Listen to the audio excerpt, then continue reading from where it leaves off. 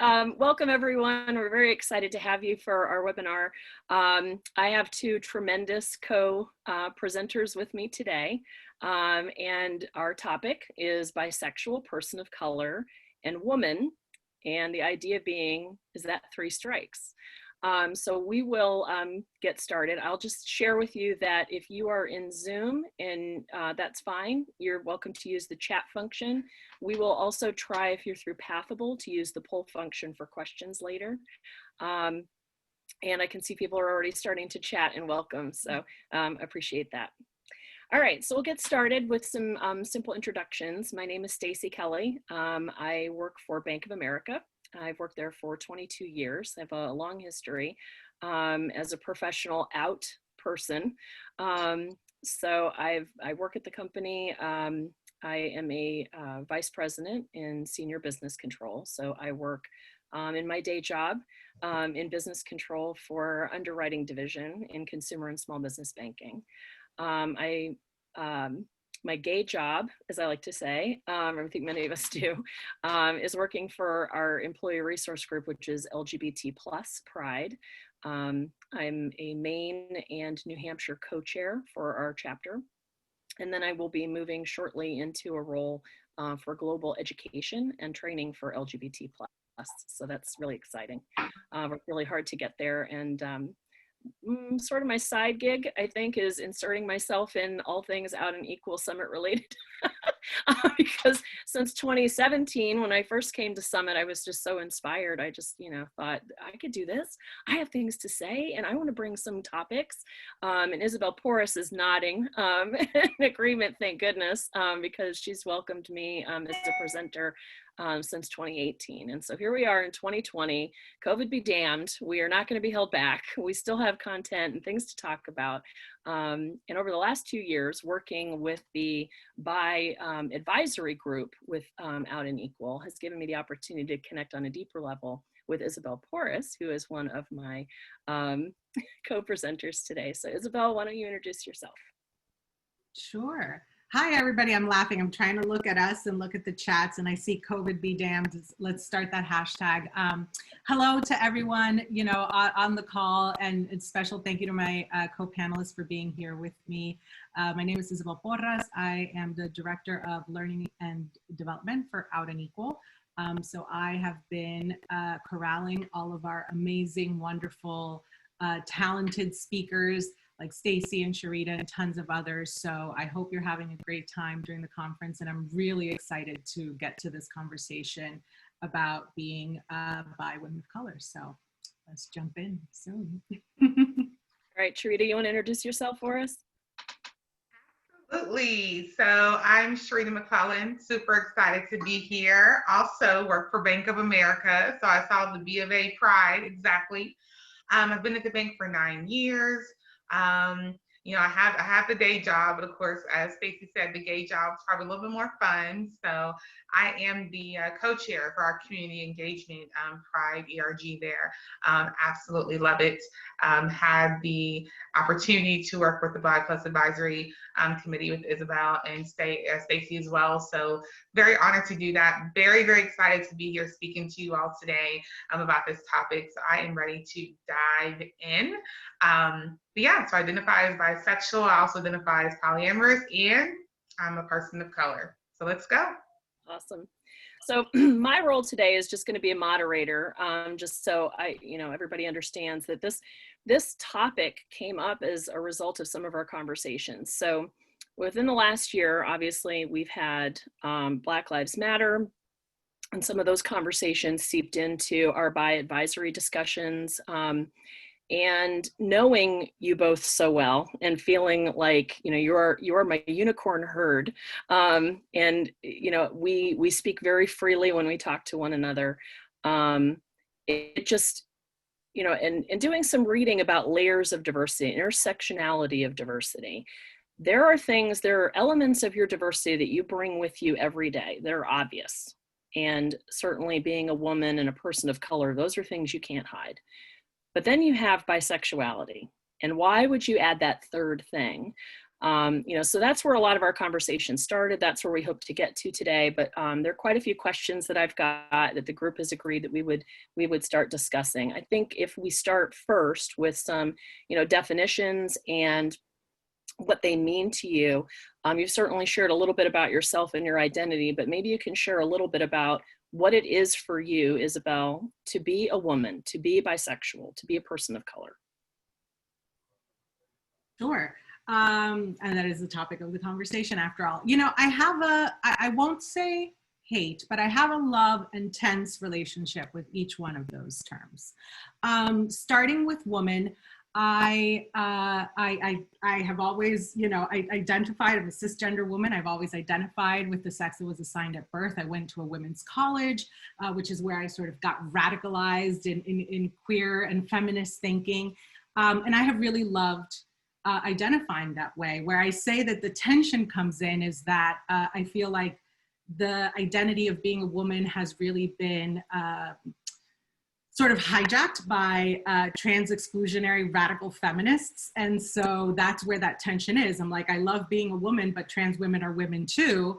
And it seems like there's increasingly a kind of tension in that space. So there's one where I have some tension.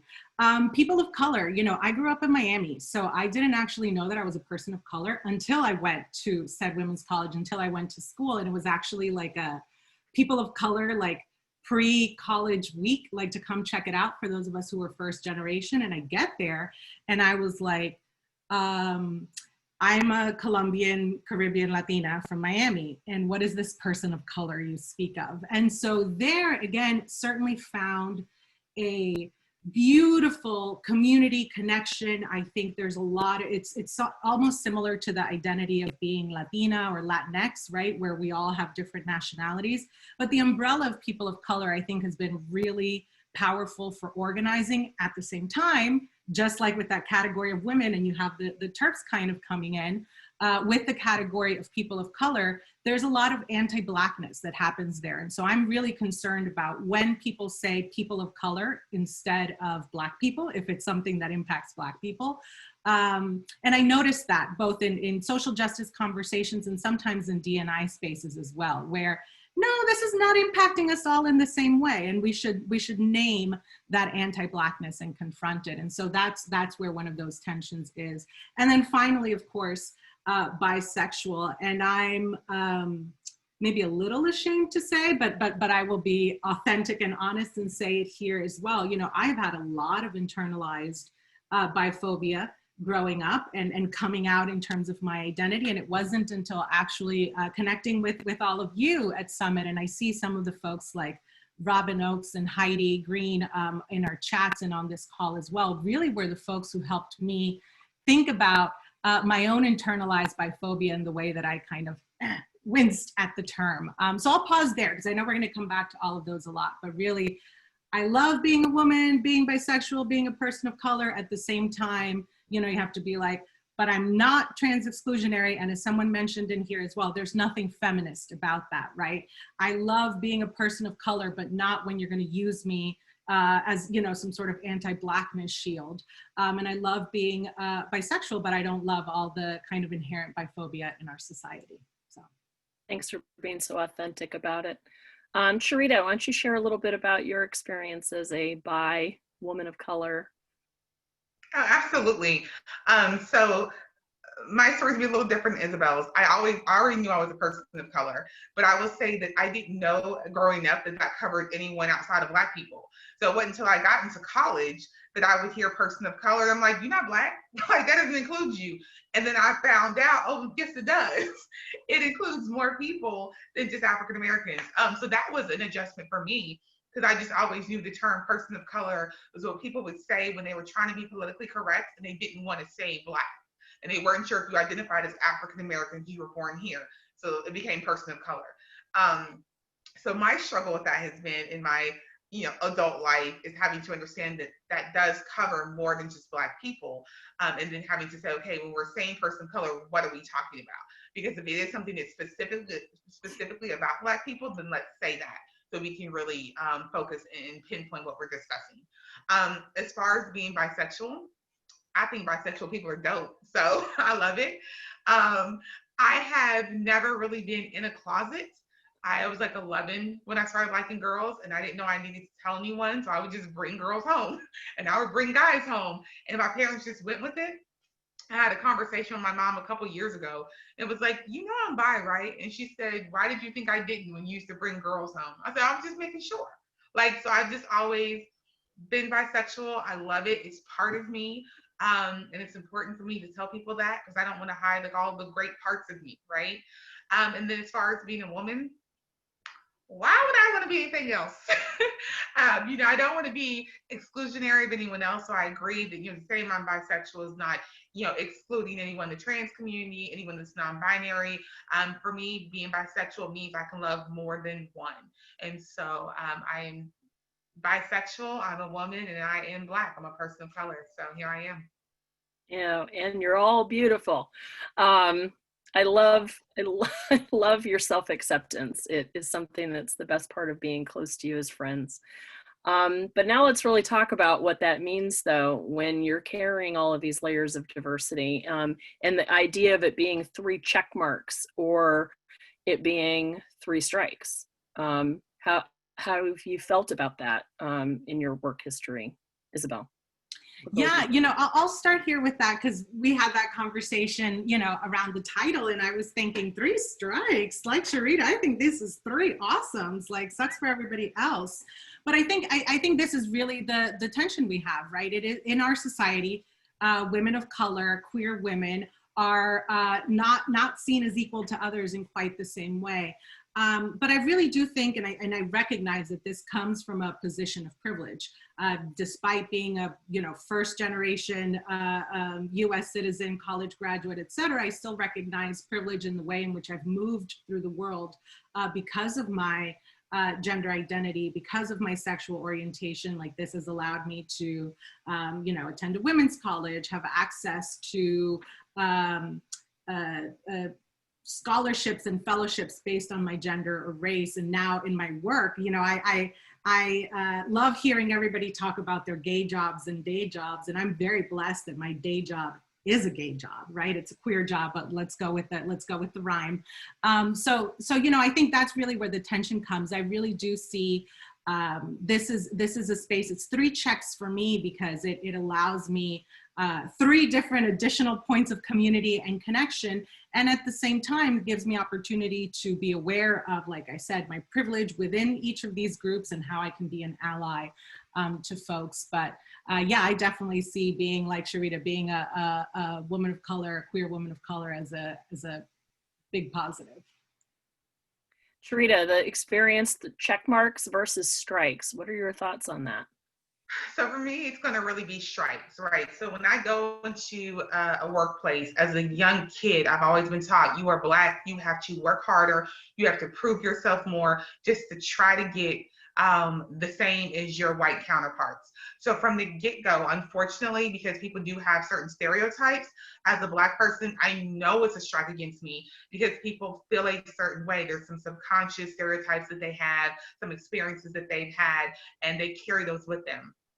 Then on top of that, we all know women are out here getting paid less and having to work more. And so I've got the strike against me because of my ethnicity. I have a strike against me because I'm a woman. And then when I add in the, oh, hey, by the way, I'm bisexual, you have some people who unfortunately are going to think, oh, it's a phase. She's gay for the guy. She's confused. She doesn't know what she wants. And so how that can be applied in the workplace is, well, you can't make a decision. You can't choose in this area. How do I know you'll make a good decision at work? How do I know that you'll be able to choose and decide on which process or procedure or which employee to hire when you can't make good decisions in your personal life? And so for me, It's always been a strike. And then I mentioned it in my introduction when I out on that other layer of, oh, I'm also polyamorous. Oh God, it's over. I'm done with you. Right. Yeah. It's like she feeds into the stereotype that bi people can't make a choice. And so she's got to be poly and she's greedy. And so then if I start to assert myself at work and I want to move up the corporate ladder, I'm greedy. I'm not happy with what I have, currently in my own job. I'm always trying to get more. So it's been strikes for me.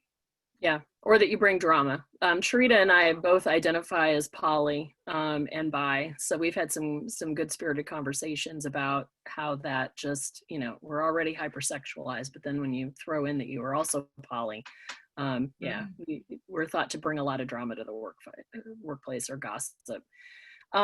You know, and I was going to talk a little bit about that. I wanted to know about these, so the strikes versus check marks, because it certainly lends some insight into your personal experience, what you've experienced, what you've seen in business areas. But let's talk about the business environment and what the stereotypes are that you've encountered, and the stereotypes around your Blackness, or, you know, being Latinx, stereotypes about being a woman. That's something that I do share with you. You know, I spent 10 years in broadcasting back in my early parts of my career. So being on the radio, interviewing people, and being told that because I was a woman, I could only work certain time slots. Nobody wanted to hear my female voice in drive time. But my sexy low voice would be very welcomed from 7 p.m. to midnight every night. And that was the best shift other than middays that I could hope for. That came with a price tag and a salary that would not be anywhere near what my male partners would be making. I was a morning show co-host, and so I made far less than my morning show co-host who is male. So, you know, there are things that we definitely experience. So let's talk a little bit about the business environment. Why don't we take woman first? And that has some interesting connotations to it. Sharita, I know you have children. Isabel, you don't. So maybe, Sharita, let's talk about that with you as a female with kids. Yeah, absolutely. So I have children. I am super, super blessed to have 2 biological children, 4 adopted kids, and then I'm a foster parent, so the number changes from time to time. So because of that, my children may have school appointments, they may have doctor's appointments, they may have a CPS or a court hearing, and I show up to everything, right? There's always been that concern of, oh, if I have to miss work, or I'm going to have a baby, or I'm adopting, you know, and I have to take time off work, then my employer is not going to feel, and I will say that has not been my experience at Bank of America. They are awesome, right? But just in the past, I've had that concern. Yeah, I've had that concern that, oh, they're going to think I can't do the job. I'm going to have to work extra hours. I feel guilty for wanting to take off for my children. And I've been made to feel that way in some of my previous roles. I remember telling the manager, I said, I can't wait till you have a baby. Because some days she just could never understand. And I knew she was trying to have one. And I was just so frustrated. My son had chronic lung disease. And he's in the hospital, and I'm in the hospital working next to him, and that still wasn't good enough. And I said, I can't wait to have a baby. And then when she did, her whole perspective changed. So having children, to me, is such a blessing, and I think it should be celebrated, especially when you have companies that, you know, claim to have work-life balance. But in my previous employers, it has not felt that way. Yeah. But even as great as things are, and look, we share the same company heritage, so, you know, we can say it's a great place to work, but it's still up here. It still does a number on you in the same way that biphobia does, which we can come on to in a minute. But, you know, it still does a number for you in your head. You're still telling yourself, I need to work harder. I need to work on my visibility. I need to make sure that they see me before, you know, that I'm logged in early, that I'm logged out last, that I'm, you know, checking my email over the weekend. Like, it just makes you feel like you have to work a little harder. Isabel, not having kids, that's the other end of the spectrum. So you can always do everything else. You can always pick up the slack, right? Yeah, you know, thankfully I haven't had that experience, and really hearing the 2 of you talk about this right now, I'm thinking back to that first question you asked, or maybe it was the second one, about the checks versus strikes. And I think part of why I see these as checks, as I mentioned, is that privilege. And I want to be more specific about what I mean by that. Pretty much everybody I know is queer. I have like 2 token straight friends, and I work at Out and Equal, you know, and I'm spending my days talking about these things. And so I bring that up to say, I think, you know, for example, in where I work right now at Out and Equal, there's only a few folks who have children. The majority of us don't. And there's certainly, you know, I can't speak to, there's an expectation for me to pick up the slack because somebody is with their kids, but I hear that from folks, you know, all the time. I think where the tension comes in for me in the workplace, to kind of go back to the broader part of this question, around being a woman, is you know, the perception of, well, I'm in my mid 30s now, so I can't say, you know, I can't be offended when folks ask me if I have kids quite the same way I would when I was 17 or 18. But there is, you know, the perception that I have children, or that you know, I'm wanting children at the moment. But I really think that more than that sort of maternal perspective, what I really grapple with, externally, not internally with my colleagues, is a kind of perception of, well, you know, you look this type of way, so you must have this kind of role, or you must have this kind of practice. And I think we all have those experiences of, you know, getting, you know, being assumed that you're, when I was teaching undergrads, you know, the assumption was that I was an undergrad, or that I was admin in the office, and not that I was the instructor of the course, right? That kind of thing. So I think that's where that tension comes in for me. But I really just want to say, you know, I hear what you're saying as mothers, and I see that, and I'm really seeing that, again, from a kind of intellectual perspective in the media, especially now with COVID, and seeing the numbers, the impact that this is having on mothers in the workplace. And it's unsurprising, but it's still, you know, very, very shocking and sad. Yeah. Yeah, and that's another important piece of it, which is the idea of your femininity limits the types of work that you can do. So they don't see you as analytical. They don't see you as strategic. They see you as the meeting note taker. You know, that type of bias that you have to look for and check when you see it happening. We'll talk about that, you know, again, in sort of our learning at the end of the workshop, but those are some really great insights. So talk to me, the white woman at the table, because it's not your job to teach me. We've had this conversation before, but I am so aware, more so this year than ever in my lifetime, of my whiteness. And talk to me about your experience as a person of color in the workplace. What's it like to work where you work? What do you see? What do you hear? Sharita, you want to go first? Sure. So I will tell you, this year has been a little more trying than previous years. Let me say this, Black people, we've been getting killed. Like, this is nothing new. But I will say this year, a lot more people are taking note, a lot more companies are caring, a lot more people are hitting the streets, and we love it, we appreciate it, it's great. But what happens is, in the past, people were getting murdered. I still was expected to come up, show up to work, get my job done, like nothing happened. Now what's happened is people get murdered. I still have the same emotion. Now I'm expected to come to work, show up, get my job done, and talk to everybody else about how they feel about it. Because now everyone wants to have courageous conversations. And when you're the only Black person in the group, you're the only Black person on the board, you're the only Black person on the committee, then it's like, oh, let's deter to you to speak for all Black people, like what's going on. So now what's happened is, in this particular year, I've got to deal with all the emotions. I have a whole bunch of Black sons. I'm always trying to teach them, right? I have Black partners. I have a father and brother, and right? So I've got to deal with all those emotions of, what if it was one of my children, my family member? God, this keeps happening. Why does this keep happening to us? And then I've still got to do this job and work 40, 50, whatever hours a week. But on top of that, I've got to attend the courageous conversations. Now, the management team wants to have a meeting. They want to talk about it. And then after they give their opinion, they want to deter to me to speak on it. So it's very, very stressful. 2020 has been a lot. I will say that in general, before this happened, I felt like I couldn't always bring my whole self to work. I know I was told to bring my whole self to work. I'll be honest, I thought I could be queer before I could be Black. I could come and talk about queer issues before I could come talk about why is it this police officer is murdering people and no one cares, So it's a lot. And then the stereotypes of Black people being lazy and are we educated enough? I mean, it's a lot. It's pray for us, thanks. It's a lot. Thank you. Thank you for your honesty. Isabel? I'm listening, I'm looking at the chat, I'm seeing, Sharita, that 2020 has been a lot, is resonating with a lot of folks.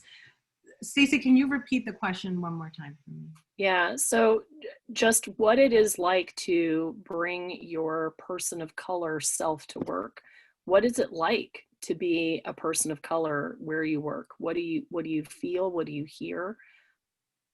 I think similar, but not to the level of what Sharita is explaining, and that again has to do with the difference, right, between being Black and being non-Black Latinx, I would say here. And so because I certainly don't want to erase, you know, our Afro-Latino cousins here, but I think the issue for me in the workplace has not been so much specifically bringing my ethnic identity, but when I think about this, bringing the whole self, and kind of where I've experienced a challenge is in one of the conversations we're having today. There were sessions on mental health earlier. I hope folks got to catch the premiere panel. If you didn't catch the pre-recording, it's available now. But I think it's part of, we talk about bringing our whole selves, bringing our authentic selves. We want to, you know, have these mental health conversations in the workplace, and it's an internalized feeling that I have, certainly. But I, you know, I'm always really cautious of, can I actually say this, or are they going to think, you know, to that point, oh, it's a woman being, you know, very emotional, or because I'm working with women, are they going to think like just the Latinos are very dramatic and hysterical, or, you know, and it's certainly not going to be the queer factor quite as much in that space. But I do really think about, and I think this is something for our allies to consider as well, is, you know, when we're talking about bringing your whole authentic self to work, what do we mean, and are we actually burdening people a bit more? And so Sharita, going back to what you're saying, and I'm hearing that from other folks as well, when we're having these conversations about Black Lives Matters and you know, police violence and everything going on, there's the expectation of like, okay, you know, Black friend and colleague, like,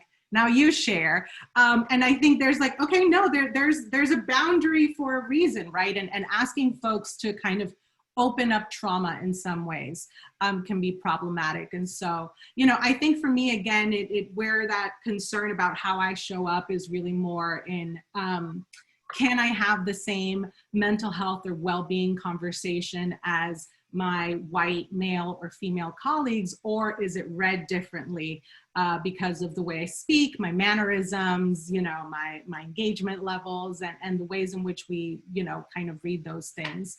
Yeah, and so I'm always hyper aware of that. Am I coming off as like too intense? Am I coming off as aggressive? Like, I'm just aggressive, y'all. Like, I'm just loud, you know, that's how I am. Meek is not in my vocabulary, but like, I'm not mad, you know, and you know, sometimes, you know, my husband will be like, is everything okay? Because I'm on the phone with my family, and I'm like, yeah, we're just talking.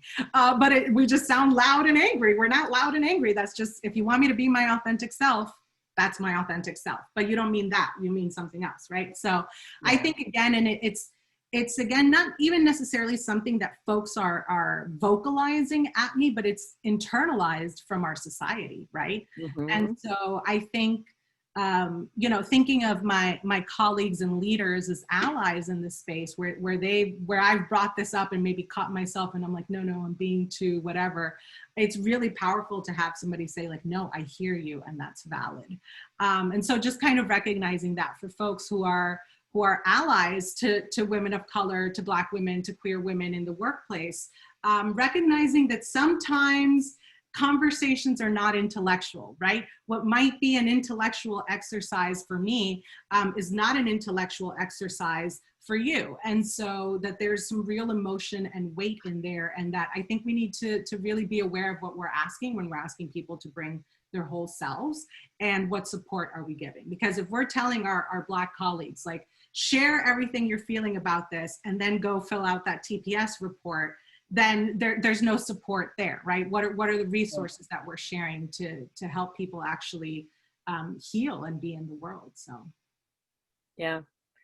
Well, actually, the whole self idea is really great segue to the next question, which is our collective, because the three of us all identify as bi. I also identify as pan and poly, and you know, Sharita, we shared earlier. So these are things, though, that we could hide, and yeah, when you're making these already very conscious choices about how much of yourself you want to bring to work in your attempts to bring your whole self,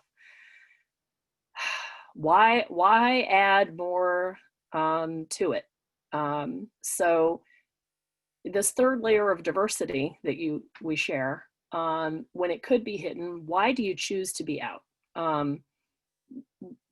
Do you even choose to be out in your workplace? Maybe Charita, we can start with you.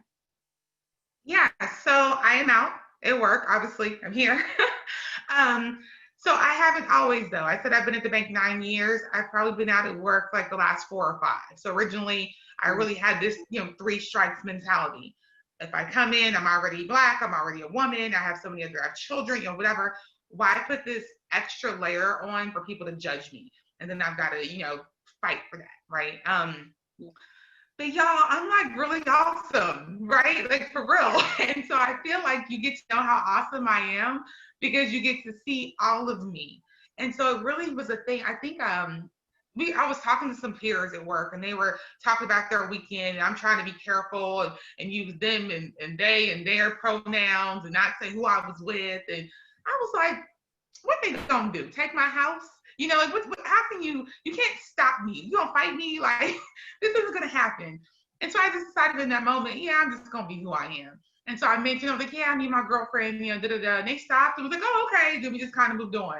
And later on I said something, I mentioned someone of the opposite sex, and it was like, wait, okay. And so I could see the questioning, but my paycheck didn't change. I still in the same seat at work. So I realized at that moment, why do I have to keep hiding myself? I think people hide things that they're ashamed of. And this is no judgment, just my opinion. People hide things that they're ashamed of or they're scared for people to know. My mama knows. My two Marine Corps parents know. My children know. What else matters? My partners know, right? And so at that moment, I was done hiding. Like I was absolutely done.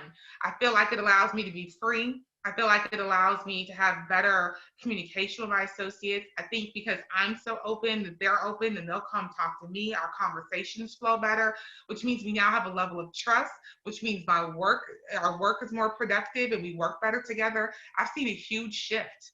And so this is who I am. If you don't like it, it's cool. Just don't tell me. And I'm not going to judge you, and we're going to be okay.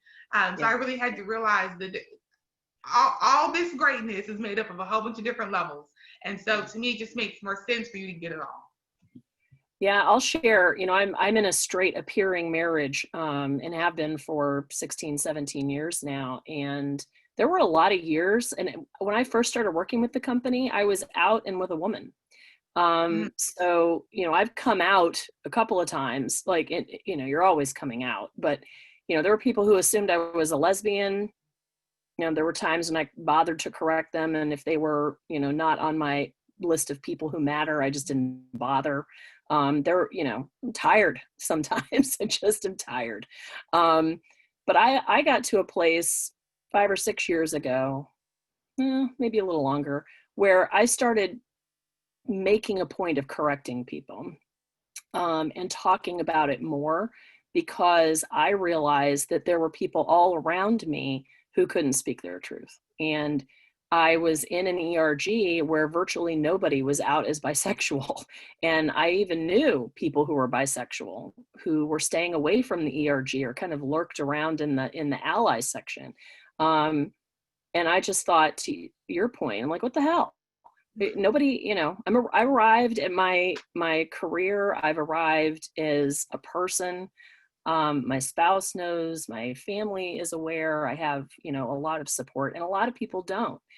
Mm-hmm. So if I have all of that and I'm not speaking up, then I absolutely am not making room for those other people. So much to your point, like the recognition that, we don't have that much or as much as others at stake, and that people need to hear our voices is what drives me forward. Because it is something that I could keep very easily behind, but I don't.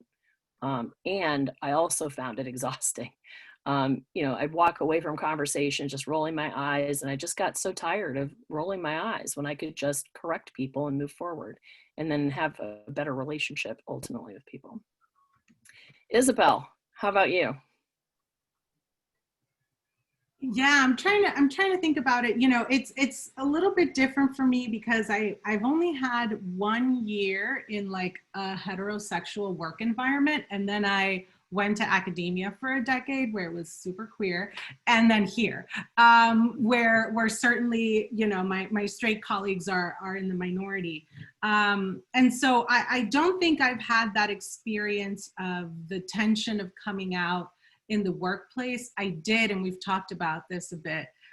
So just kind of going there, Stacy, now is in coming out to my friends, because, you know, I didn't identify as, so here's the deal, y'all. So when I went to college, and this is when I'm like discovering my sexuality, because I was like, straight, I don't know, I'm gonna leave Miami, I'm gonna go to Massachusetts and like figure it out over there. And I distinctly remember in the library reading like the 70s Chicana separatist lesbians. And I was like, this makes sense to me. This is who I am. And so I was a lesbian.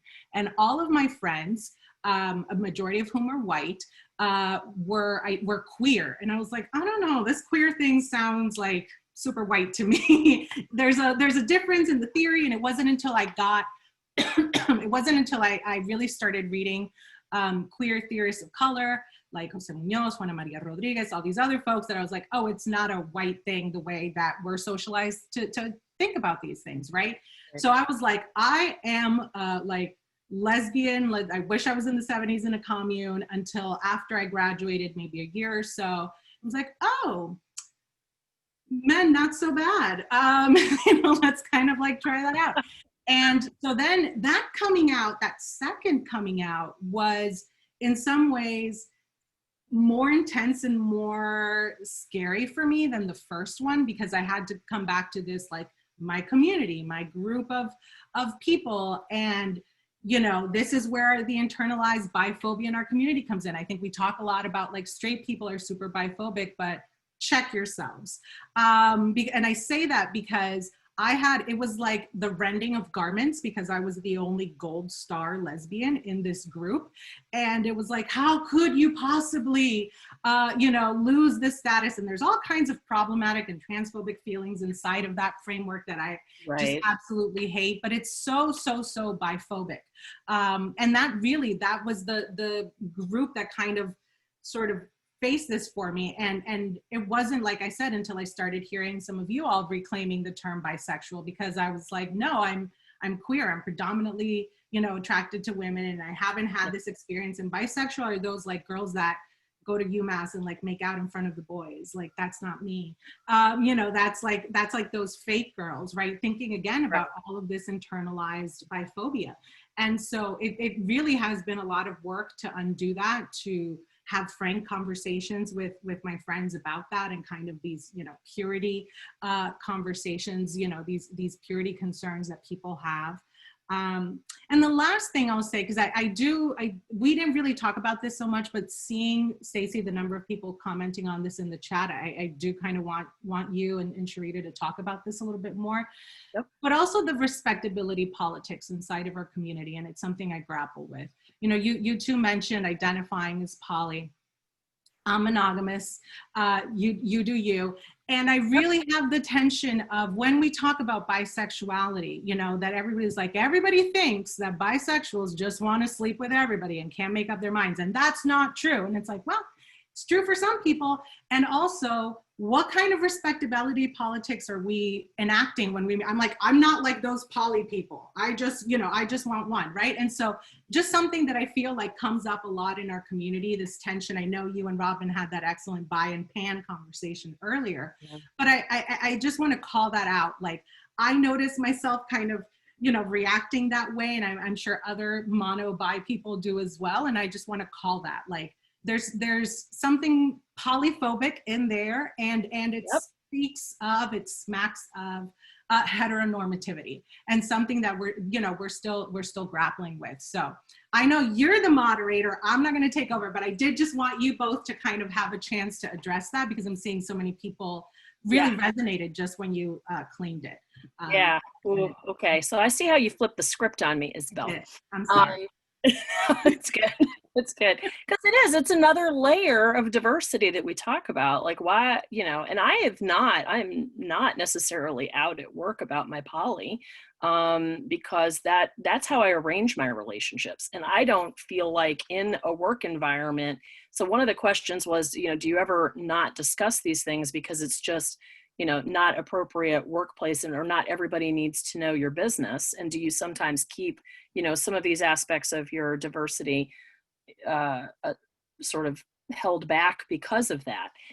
For me, yeah, because of my polyness. I already get enough to deal with, and people about my bisexuality and pansexuality, and the fact that I have kind of a really visible gay job.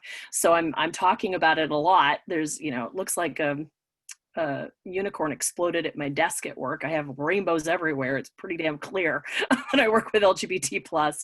And so why would I add poly to the conversation? For me, again, it's back to I need to be my authentic self and how I arrange relationships. The idea that, I can be in love with more than one person or have romantic, and sexual attraction to more than one person. And with the agreement of the people involved, I am open to that. I have, partaken in that. But just because I'm poly doesn't mean I want to sleep with everybody. Like it comes down to, how you define it, what that definition means for you. It's not a noun, it is an adjective, and it is very personal. They're not discrete boxes, as Robin and I discussed in our prior session. The last bit on that, I think, is, and Sharita, I think you and I've had some of these conversations too, is, there's some things that you talk about at work, and there's some things that you don't need to talk about at work. So I might share that I identify as poly, but what I did last weekend or who, and who I was with and all of that stuff, that's not appropriate for the work environment. I'm not going to discuss that at work. But it is part of my identity. Sharita, I don't know if you want to jump in. Yeah, so what I struggle with in general is just going to be having to fight for my validity in queer spaces. I hate that. Like if I have to fight for my validity, please let me do it in hetero spaces, right? So when I hear people say certain things like, "Oh, I'm not like them poly people," I'm like, "What about them poly people? Like, what you mean?" And so I don't like it. It can hurt your feelings a little bit, to be honest. One thing I'm always speaking up against is bi-erasure. People see me with a male partner. I'm a cisgender, feminine presenting woman. They already assume that I'm a heterosexual. They see me with a male partner, and they feel like that's their now they know for sure that I'm heterosexual. And then if they see me with a woman, they're going to probably assume she's my family member. But if they see it in a romantic setting, then it's, oh, she's a lesbian. And I don't have an issue with either one of those identities. They're just not me. And so I hate that, bisexual is never the identity people assume. And then I think what's happened to me is, and why I want to share being polyamorous, is because if I have multiple partners and I'm speaking of one and speaking of another, people assume I'm cheating. And that speaks to my character. And so I want to be real clear that I'm not cheating. I am ethically non-monogamous. Everyone is aware, because I have a really, really good character. And so we're not going to insult my integrity here, right? Yeah. And so that's part of the reasons why I think it's been important to me to share. But I have to agree, everything's meant for the workplace. So if all my partners and I got together and did a cabin trip, none of your business. I'm just happy to be on the cabin trip, right? But what I will say is you work so closely with people. I tell my associates all the time how important it is for me to hire nice people, because you spend more time awake with the people you work with and your loved ones at home.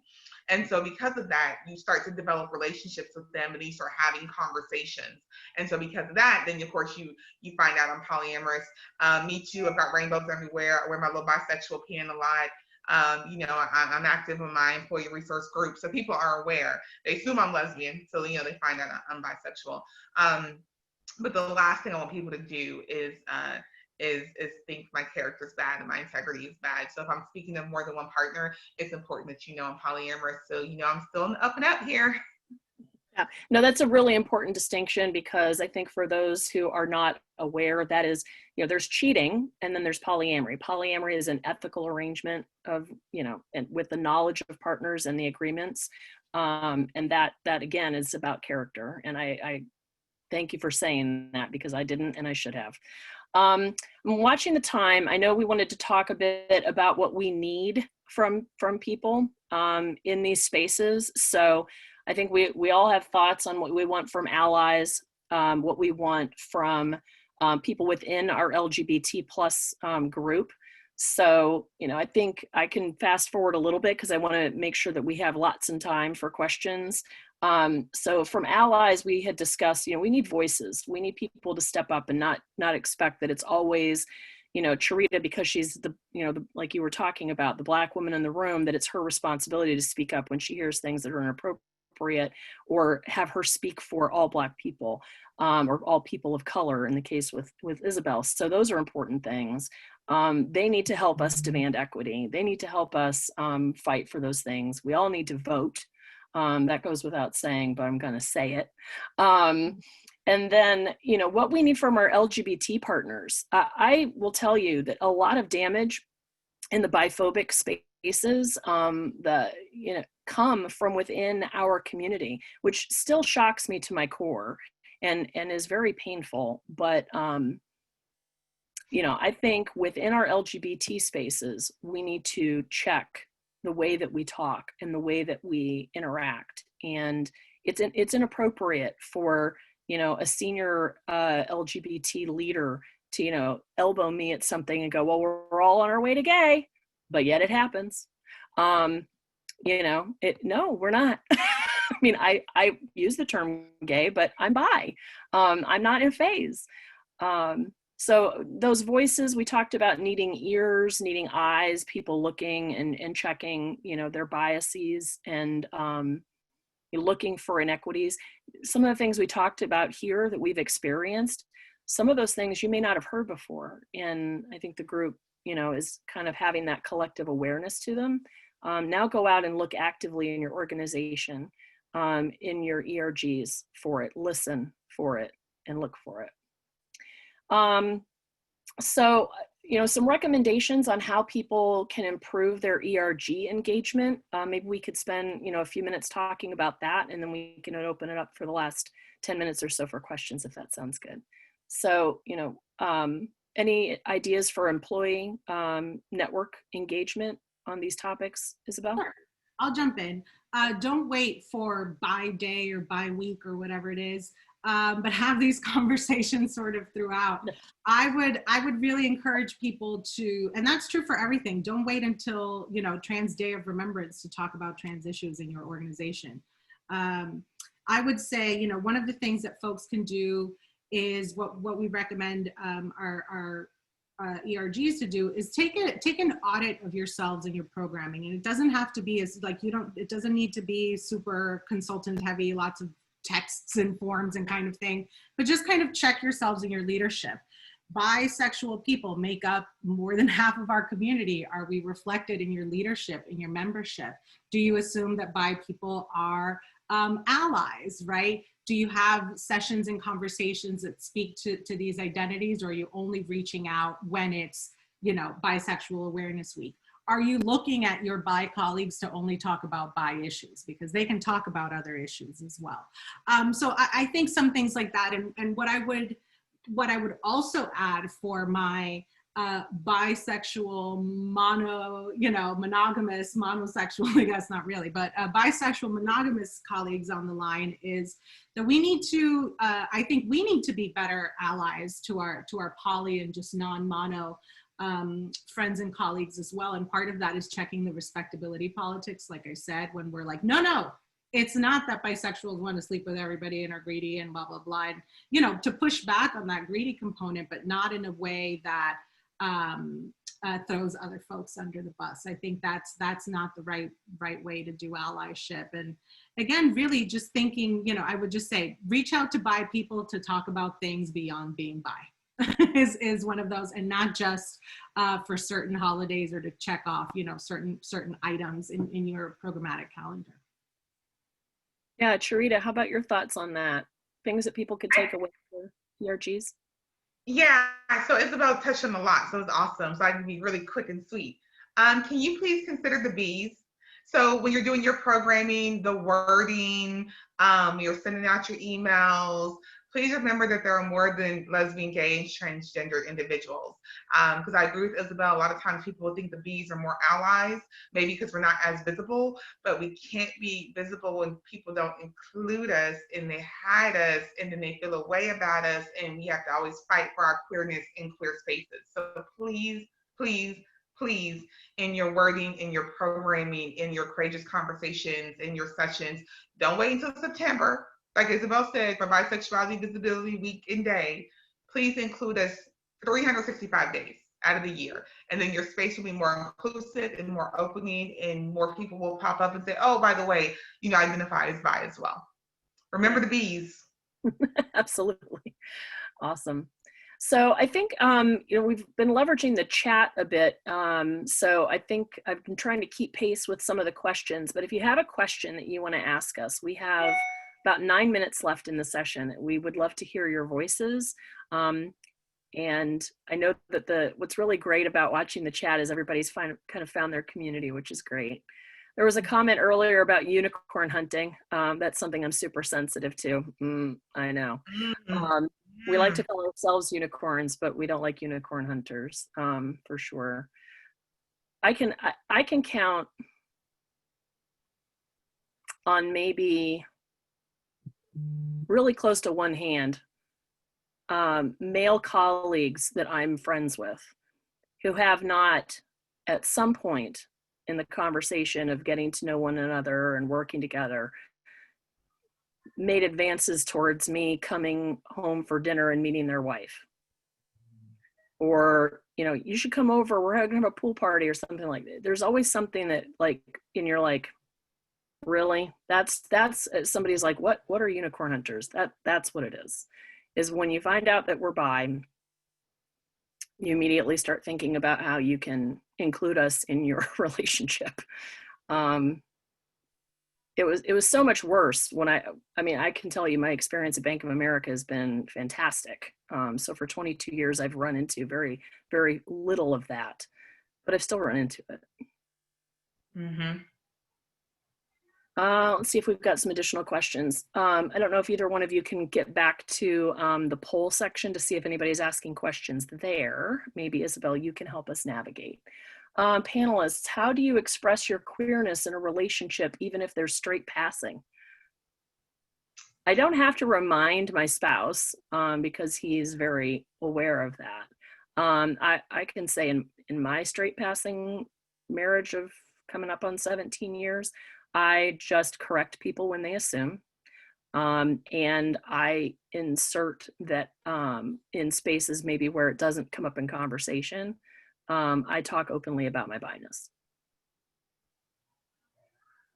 Yeah.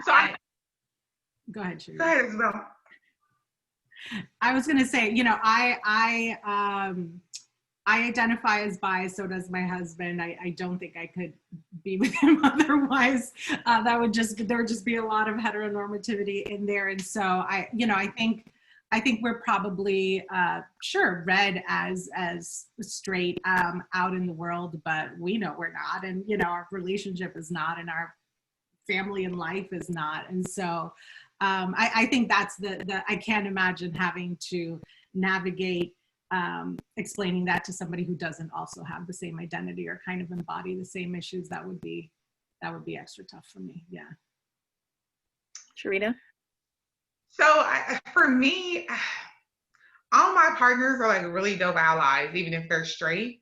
So from the get-go, we have the conversation, oh, I'm bi, right? And it has nothing to do with you, right?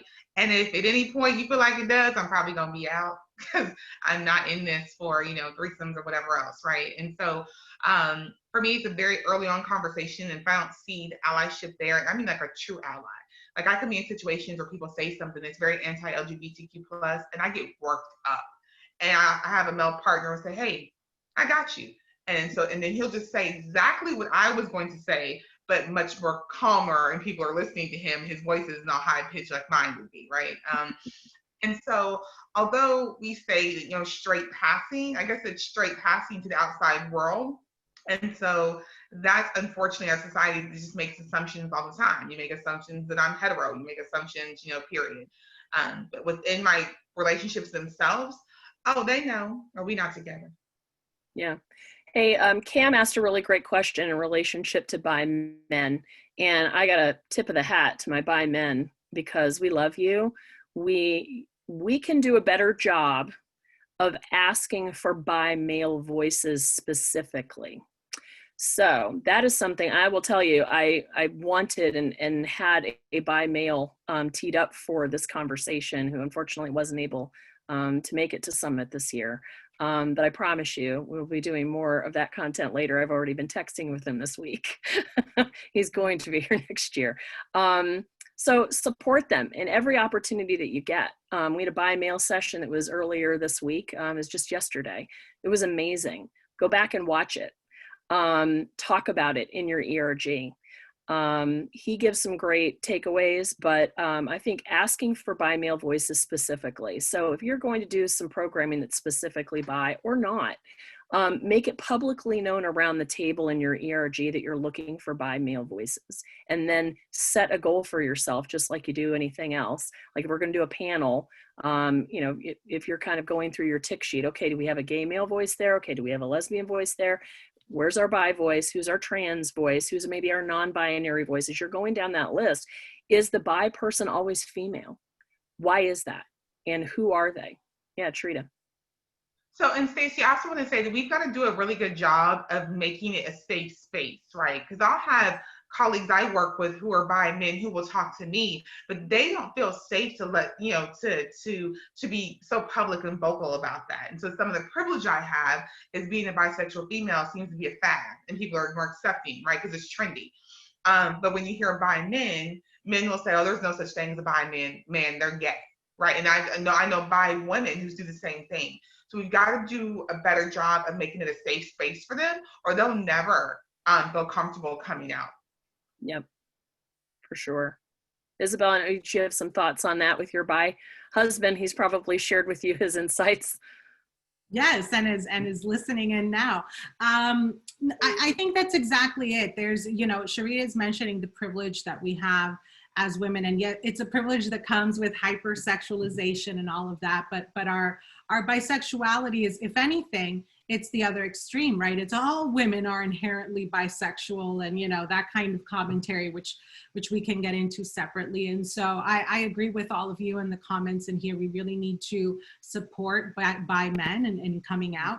And I think we also need to call that out. So gay men as well who are listening in, when you hear that in those spaces, I've seen many, moments where they're like, oh, I won't interact with this man because he's been with women before. Call that out. Be problematic, be problematic to people. Make them uncomfortable. Make them think about that. I do want to just add one programmatic moment here, since we're coming up on time.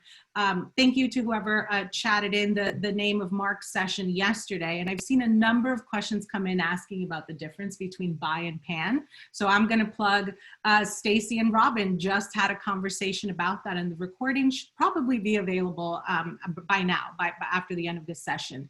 One thing that all of you can do looking at the agenda, if you click on the track Bisexual plus Queer, it'll show you all of the sessions we've had. Anything you've missed, please go back. There's also an excellent bi conversation in the Summit on Demand section from our colleagues. And so just really want to call that out. Lots of resources for folks. I know we're coming up on time. I did want to mention that, especially since Stacey, you mentioned it at the beginning, this bi group that we've sort of developed and expanded, and just want to make sure that you're getting emails from Out and Equal. Folks that are on the call will be circling back. We weren't able to meet in a room this year, but we'll keep having Zooms, and we'll keep having this community. And so please show up when we have those spaces. Well, and then I will just throw out a plug for start your own unicorn herd. We kind of have started one within my company because I got sick of being the bi voice for much of what programming that we were starting, and just started pulling in people that I knew who had come out to me. Would you be interested? Would you be interested? And maybe that starts your own ERG's bi group, so, bi plus support group. I think that's a really great grassroots way within your ERG to get something started. And you make that safe space, and your bi men will, over time, to Sharita's point, show up. You've just got to make sure that they know that it's there and that they're welcome. I just want to thank Sharita McClellan and Isabel Porras for being my dear friends, and for sharing so welcomingly yourselves when I came to you with this idea and you thought it was a good one. And then I said, okay, let's do it. And you said yes, because I can tell from all the chats and all of the input that we've gotten that there's a lot of people who needed to hear that these are voices that they needed to hear. And I'm so thankful for you. Thank you. Thank you, attendees, and yeah, go ahead. No, I'm thankful for being here. I really, really enjoyed it. I really appreciate you. I appreciate Isabel. I appreciate everyone who joined. I was trying to keep up with the comments, so I tried to respond. But thank you all so much for your comments, your conversation, and just being open yourself. I saw a great conversation in the chat as well. So thank you. Awesome. And yeah, don't forget our contact information is available right through the tool. So Yes. If you want to continue the dialogue or email us, hit us up on LinkedIn, get connected. We would love to hear from you. And we'll have a meeting next time. After Summit, we'll schedule a meeting so everybody can chat. We can go into breakouts, do all that fun stuff. And don't forget to leave survey feedback for this session and all of the sessions. You can go back if you haven't done it for your previous workshops. So do the survey. Thank you. Do the survey. Awesome. All right. Thank you so much, everyone. everybody. Have a great rest of Summit. Thank Bye. you. Talk to you guys later.